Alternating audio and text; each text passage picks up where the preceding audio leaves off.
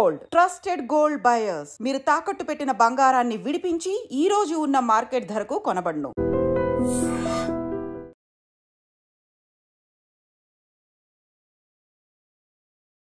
S-400 missile వ్యవస్థ most advanced టెక్నాలజీని భారతదేశం ప్రస్తుతం ఉపయోగిస్తుంది. పాకిస్తాన్ చేసినటువంటి దుశ్చర్యల తర్వాత దీన్ని ప్రముఖంగా ప్రయోగించాలని భారత్ డిసైడ్ అయింది. At the same time S-400 advanced system, missile సిస్టమ్ని సుదర్శన చక్రం లాగా అభివర్ణిస్తున్నారు. ఎందుకని ఇది సుదర్శన చక్రం అయింది? దీంట్లో 360 డిగ్రీల్లో దీన్ని ప్రయోగించే అవకాశం ఉంది. 600 కిలోమీటర్ల డిస్టెన్స్ని కూడా ఇది టార్గెట్ చేస్తుంది. ఎట్ ద సేమ్ టైం దీంట్లో 3 వ్యవస్థలు పనిచేస్తూ ఉంటాయి. అందులో ప్రధానంగా రాడార్ వ్యవస్థ ఉంది, అండ్ కమాండ్ కంట్రోల్ సెంటర్ ఉంది, లాంచర్లు కూడా ఉన్నాయి. అంటే టార్గెట్ ఏంటి అనేది ఐడెంటిఫై చేస్తుంది, అది ప్రమాదకరమా కాదా అనేది కూడా గుర్తించగలుగుతుంది. ఎట్ ద సేమ్ టైం 600 కిలోమీటర్ల దూరంలో ఉన్నటువంటి టార్గెట్ను కూడా రీచ్ అవుతుంది.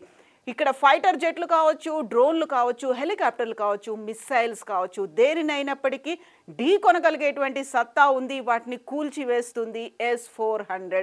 అందుకే ఇది భారతదేశ అమ్ముల పొదిలో అత్యంత ప్రధానమైనటువంటి ఆయుధంగా ఉంది. 2018లో రష్యా ప్రధాని పుతిన్ అండ్ భారతదేశ ప్రధానమంత్రి నరేంద్ర మోదీ ఢిల్లీలో కుదుర్చుకున్నటువంటి ఒప్పందం ప్రకారం $5.43 బిలియన్ అంటే మన భారతదేశ కరెన్సీలో 40,000 కోట్లకు పైగా వెచ్చించి వీటిని కొనుగోలు చేశారు. ఇప్పటికీ మనకి భారతదేశానికి 3 S-400లు వచ్చాయి. ఇంకో 2 S-400లను 2026లో భారతదేశంలోకి రాబోతున్నాయి. ఇప్పుడు జరిగినటువంటి ఈ ప్రస్తుతం ఉన్నటువంటి యుద్ధ వాతావరణంలో పాకిస్తాన్ 15 నగరాలని టార్గెట్ చేసుకొని మిసైల్స్ని ప్రయోగించింది. వాటన్నిటిని నిర్వీర్యం చేసింది S-400.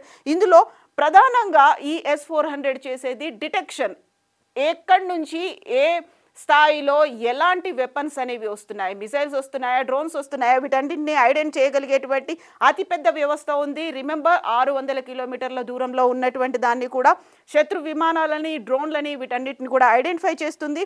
అండ్ ట్రాకింగ్ వ్యవస్థ అనేది ఉంది. వాటి వేగం ఎంత ఉంది, ఎంత తీవ్రతతో అవి వస్తున్నాయి, రాడార్లకు సంబంధించి ఒక సెన్సిటివ్గా సెన్సిటైజ్ చేసేలా ఉండేటువంటి అంశాలు ఉన్నాయి, చిప్పులు ఉన్నాయి, సెన్సార్లు ఉన్నాయి. వీటన్నిటిని ట్రాక్ చేస్తుంది. వాటి వేగం ఎంత ఉంది, దిక్కు ఎలా ఉంది, ఏ ఎత్తులో అవి ప్రయాణిస్తూ వస్తున్నాయి అనేది ఐడెంటిఫై చేస్తుంది, నిర్ణయించుకుంటుంది. అది యాక్చువల్గా కమాండ్ కంట్రోల్ అనేది ఉంది కాబట్టి వస్తున్నటువంటిది అది విమానమైనా, లేకపోతే హెలికాప్టర్ అయినా, లేకపోతే మిసైల్, డ్రోన్ ఏదైనప్పటికీ అది ప్రమాదకరమైందా కాదా అనేది కూడా ఇది ఐడెంటిఫై చేస్తుంది. అట్ ద సేమ్ టైం దాడి చేయగలుగుతుంది. ఆ లక్ష్యం ఎంత దూరంలో ఉన్నప్పటికీ, వేగం ఎంత ఉన్నప్పటికీ కూడా టార్గెట్ చేస్తుంది. ఇప్పుడు మన భారతదేశం చేస్తోంది ప్రెసిషన్ స్ట్రైక్స్ కాబట్టి చాలా లక్ష్యాన్ని గుర్తించి మరీ అదే లక్ష్యాన్ని నిర్వీర్యం చేయగలగడం, అదే దీని కెపాసిటీ. మామూలుగా మిసైల్స్ అనేవి ఏదైనా ఉంటే పైనుంచి, ఎయిర్ నుంచి, అంటే ఆకాశం నుంచి టార్గెట్ చేస్తూ ఉంటాయి. బట్ S-400కి సంబంధించి చూస్తే సర్ఫేస్ టు ఎయిర్ మిసైల్ అంటారు, SAMగా దీన్ని అభివర్ణిస్తూ ఉంటారు. రష్యా దీన్ని తయారు చేసింది. ఇప్పుడు మనం వాడుతున్నటువంటి S-400 అన్నిటికంటే మించి సుపీరియర్ ఉన్నటువంటి లేటెస్ట్ టెక్నాలజీతో ఉన్నటువంటి మిసైల్ ఇది. ఇందులో 4 రకాలుగా మిసైల్స్ అనేవి ఉంటాయి. అందులో 400 కిలోమీటర్ల దూరంలో ఉన్నదాన్ని గుర్తించేది, 250 కిలోమీటర్ల దూరం, ఆ తర్వాత 120 కిలోమీటర్ల దూరం. ఇందులో అత్యంత తక్కువగా 40 కిలోమీటర్ల దూరంలో ఉన్నటువంటి మిసైల్ను కూడా గుర్తించేటువంటి S-400లు ఇవి. దీంతో పాటుగా 360 డిగ్రీల కవరేజ్ అనేది కనిపిస్తుంది. At a time 4 మిసైళ్ళని ప్రయోగించవచ్చు. ఆ తర్వాత 80 లక్ష్యాలను కూడా గుర్తించవచ్చు, 80 టార్గెట్లను కూడా నిర్వీర్యం చేసేటువంటి కెపాసిటీ ఉంది. అండ్ ఉన్నటువంటి ఇంకొక ప్రత్యేకత, ఎలాంటి వాతావరణంలోనైనా ఇది పనిచేస్తుంది. మనం 600 కిలోమీటర్ల దూరంలో ఉన్నటువంటి లక్ష్యాన్ని గురి చేసి నిర్వీర్యం చేయొచ్చు అని చెప్పుకుంటున్నప్పుడు, అత్యంత తక్కువ ఎత్తులో ప్రయాణిస్తున్నటువంటి యుద్ధ విమానాలని కావచ్చు, లేకుంటే ఎయిర్ ఫైట్ జెట్లను, ఎయిర్ క్రాఫ్ట్స్ని, వీటిని కూడా నిర్వీర్యం చేయగలిగేటువంటి కెపాసిటీ అనేది దీనికి ఉంది. అందువల్లే రష్యాకి సంబంధించి సంబంధించి మనం ఒప్పందం చేసుకున్నాము. అతి కీలకమైనటువంటి ఒప్పందం 2018లో జరిగింది. దీంట్లో 3 ప్రధాన అంశాలు ఉంటే గుండె అనేది రాడార్గా పనిచేస్తుంది, బ్రెయిన్ ఏమో కమాండ్ సెంటర్, అలాగే చేతులు అంటే లాంచర్లు, ఇక్కడ ఉన్నటువంటి మిస్సైల్స్ని లాంచ్ చేయడానికి. ఇలా 3 ప్రధానమైనటువంటి అంగాలు S-400లో ఉన్నాయి. ఇది ప్రత్యేకంగా క్రూయిజ్ మిసైల్ని, బాలిస్టిక్ క్షిపణులని దూరం నుంచే గుర్తించి వాటిని ఖచ్చితంగా కూల్చివేయగలిగేటువంటి కెపాసిటీ ఉంది. కాబట్టి దీనికి S-400 అనేటువంటి పేరు పెట్టారు. ఇది ప్రధానంగా భారతదేశపు అమ్ముల పొదిలో ఉండడం అనేది ఇప్పుడు చాలా కలిసి వచ్చినటువంటి అంశం. దీంతో పాటుగా ధర ఎంతైనా పర్లేదు తీసుకోవాలి అనే ఉద్దేశంతో ఇప్పటిదాకా S-400లను సిరియాలో వాడారు, ఆ తర్వాత రష్యా ఉక్రెయిన్ వార్లో వాడారు, ఆ తర్వాత మన దగ్గర కూడా వాడుతున్నారు. ముందు నుంచి కూడా మనకి అండదండలు ఇస్తూ వస్తోంది, లేకుంటే మనకు కావలసినటువంటి యుద్ధ సామాగ్రిని అందిస్తూ వస్తున్నటువంటి రష్యా ఇది ఒక కీలకమైనటువంటి మిసైల్ని సర్ఫేస్ టు ఎయిర్ మిసైల్ని అందించింది. అంటే భూభాగం నుంచి ఆకాశంలో ఉన్న వాటిని టార్గెట్ చేస్తూ చేయడం అనేది ఇది ప్రధానంగా మన దగ్గర ఉన్నటువంటి అమ్ముల పొదిలో కనిపిస్తున్నటువంటిది. దీనికి సంబంధించి న్యూట్రలైజ్ చేయడం అనేది, నిర్వీర్యం చేసింది భారతదేశంలో ఉన్నటువంటి మెయిన్ 15 నగరాలు. పాకిస్తాన్కి బార్డర్లో ఉన్నటువంటి జమ్మూ కాశ్మీర్, పంజాబ్, రాజస్థాన్, గుజరాత్, ఈ 4 రాష్ట్రాల్లో ఉన్నటువంటి 15 ముఖ్య నగరాలను టార్గెట్ చేసింది పాకిస్తాన్. అక్కడ నుంచి డ్రోన్స్ని పంపిస్తోంది, మిసైల్స్ని పంపిస్తోంది, ఫైర్ ఫైటర్లని, జెట్లని పంపిస్తోంది. వీటన్నిటిని నిర్వీర్యం చేసింది. ఎందుకంటే 360 డిగ్రీస్లో దీనికి వ్యూయింగ్ కెపాసిటీ అనేది ఉంది, నిర్ణయం తీసుకుంటుంది, సెన్సార్స్ ఉన్నాయి కాబట్టి ఐడెంటిఫై చేస్తుంది ఏవి ఎక్కడి నుంచి ఎంత వేగంతో వస్తున్నాయి అనేది.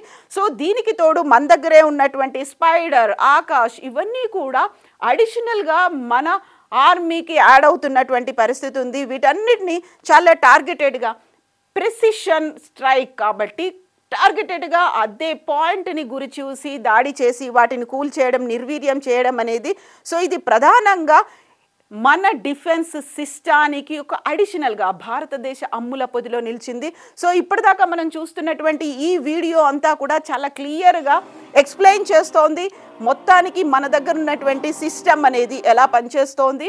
అండ్ ఎయిర్ మిసైల్స్ని వీటిని S-400 మీద ఎందుకంత నమ్మకం పెట్టుకుంది. భారతదేశం అయితే రష్యా నుంచి వచ్చినటువంటి ఈ ఎయిర్ మిసైల్స్ని, సర్ఫేస్ టు ఎయిర్ మిసైల్స్ని వాడుతోంది. ఇక పాకిస్తాన్ చైనాకి సంబంధించినటువంటి వాటిని వాడుతోంది. అవి వాటికంటే కూడా డామినేట్ చేసేటువంటి అల్ట్రా మోడ్రన్ టెక్నాలజీతో ఉన్నటువంటి ఈ మిసైల్స్ని మనం చూస్తున్నాము. ఎంత ప్రిసైజ్డ్గా అటాక్ చేస్తాయి అనేది 360 డిగ్రీస్లో ఉంది కాబట్టి దీనికి సుదర్శన చక్రం అని పెట్టారు. డబ్బు ఎంతైనా ఖర్చు అయినా పర్లేదు, మనకున్నటువంటి డిఫెన్స్ సిస్టమ్ని బలోపేతం చేసుకోవాలి, బార్డర్స్ని సెక్యూర్డ్గా ఉంచుకోవాలి అనేది భావించినటువంటి భారతదేశం ఆర్మీకి ఫుల్ హ్యాండ్ని, ఒక ఫ్రీడమ్ని ఇచ్చింది, పూర్తి స్వేచ్ఛని ఇచ్చింది. 2 రోజులుగా రాత్రులు జరుగుతున్నటువంటి మిసైల్ అటాక్ని నిర్వీర్యం చేస్తున్నటువంటి S-400కి సంబంధించినటువంటి లైవ్ వీడియో ఇది రష్యా నుంచి మనకి వచ్చింది. ఆ తర్వాత 2026లో ఇంకో 2 కూడా యాడ్ అవబోతున్నాయి. ఇప్పటికైతే ఒక టెన్షన్ వాతావరణం అనేది అయితే కనిపిస్తోంది. అలర్ట్ చేశారు, ప్రతిరోజు, ప్రతి గంట, ప్రతి నిమిషం అలర్ట్గా ఉండాల్సినటువంటి అవసరం ఉంది. అండ్ ఇప్పటికీ కూడా సైరన్లు మోగుతున్నాయి. బట్ మన ఇండియన్ ఆర్మీ పిక్చర్ అభి బాకీ హే అంటూ దీంతో పాటుగా ఒక మెసేజ్ను కూడా రిలీజ్ చేసింది.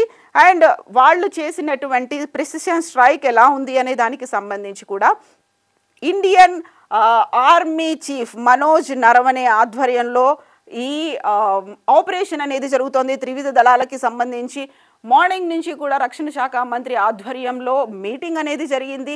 మినిట్ టు మినిట్ అప్డేట్స్ అనేది ప్రధానమంత్రి నరేంద్ర మోదీకి, అటు అజిత్ దోవల్, ఇటు త్రివిధ దళాల అధిపతులు కూడా ఇస్తున్నారు. సో ఇప్పటికీ మనకి సంబంధించినటువంటి ఎయిర్ క్రాఫ్ట్స్ని వేటిని కూల్చలేదు అనేది ఇండియన్ ఆర్మీకి సంబంధించి ఆర్మీ చీఫ్ కూడా వెల్లడించినటువంటి విషయాల్ని మనం చూస్తున్నాం. ఓవరాల్గా అయితే ఇది S-400కి సంబంధించినటువంటి ఇన్ఫర్మేషన్. నిజంగా ప్రస్తుతం ఉన్నటువంటి సమాజం దేనికి ప్రయారిటీ ఇస్తుంది? ఆర్థిక సంబంధాల చుట్టూ మాత్రమే తిరుగుతుంది. మళ్ళీ ఎన్నికలంగానే చాలా విరక్తి కలుగుతాం. మంచి అనిపిస్తుంది కదా, లేడీస్ కూడా ఛాలెంజింగ్ జాబ్స్ చేసినప్పుడు చాలా బాగుంటది. ట్రాఫిక్ అసిస్టెంట్స్ గా నియమించిన ట్రాన్స్జెండర్స్ అందరితో సాల్యూట్ చేయించుకుంటున్నారు. ఫుడ్ డెలివరీ ఇవ్వటానికి వెళ్ళినటువంటి డెలివరీ బాయ్ అనిల్ పై కళ్ళ ముందు